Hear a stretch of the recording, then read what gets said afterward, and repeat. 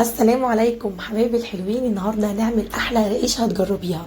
طعمها حلو جدا وشكلها حلو بطريقه سهله جدا. مش قادره اقول لك هتعمليها من اول مره وهتطلع كده مفرغه من جوه مقرمشه من بره وطريه. وهقول لك على الطريقه اللي انا بعملها بيها. انا سالت على كيلو القرقيش بره دلوقتي، لقيته يعني عدى ال 70 جنيه. في افران بيبيعوا ب 70 وب 80 كمان.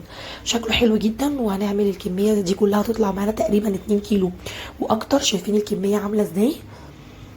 شكلها حلو وطعمها حلو جنب كوبايه شاي كده او كوبايه شاي بلبن. تحفه بصراحه. يلا بينا على طول اقول لك على الطريقه اللي انا بعملها بيها، وما تنسينيش بقى في لايك. ويلا بينا نبدا. اول حاجه هنحضرها المكونات الجافه بتاعتنا. هاتي اي طبق كده ونزلت عليه بكيلو دقيق. طبعا تقدري تضعفي الكميه براحتك، بس انا هقول لك على المقدار بتاع كيلو الدقيق انا بعمله ازاي.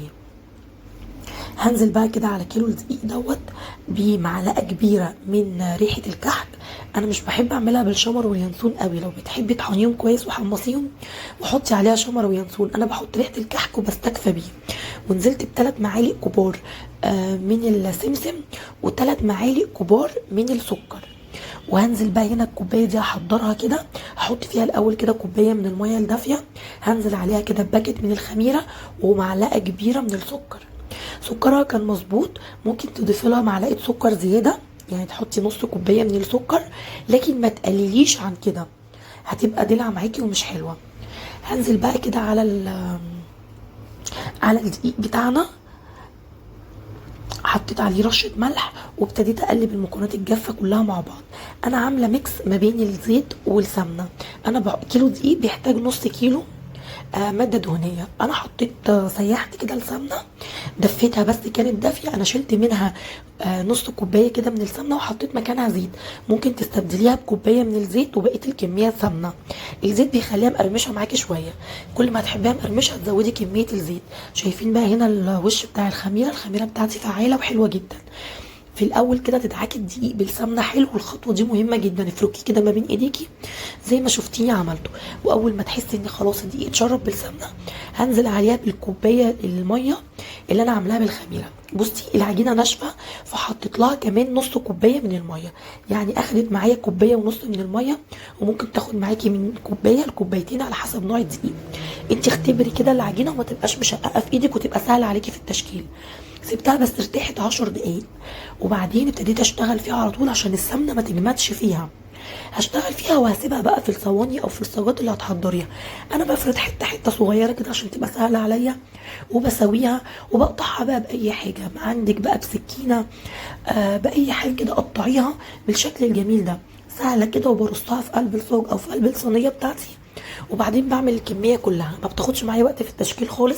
طول ما العجينه طريه في ايدك كده، العجينه يعني زي الملبن، هتفرديها مش هتاخد معاكي وقت خالص، مش هتبقى ناشفه. عشان كده بقولك العجينه بعد ما تحطي كوبايه الميه اختبريها كويس عشان تبقى طريه جدا في ايدك، ما تبقاش ناشفه عشان ما تتعبكيش في التشكيل. هنا بقى قطعتها شويه بقطعه البيتزا، اي حاجه. هنا عايزه اعمل شكل الهلال، انا عملته معاكم قبل كده. بنعملها بالكوبايه. الشكل اللي انت عايزاه هتقدري تعمليه يعني، بس شكل بسيط جدا جدا وبيطلع شكله حلو والاولاد بيحبوه. شايفين بقى اللي بشكل الهلال والعاديه. بسيبها بس كده في مكان دافي 10 دقايق. بصي اختمرت ازاي.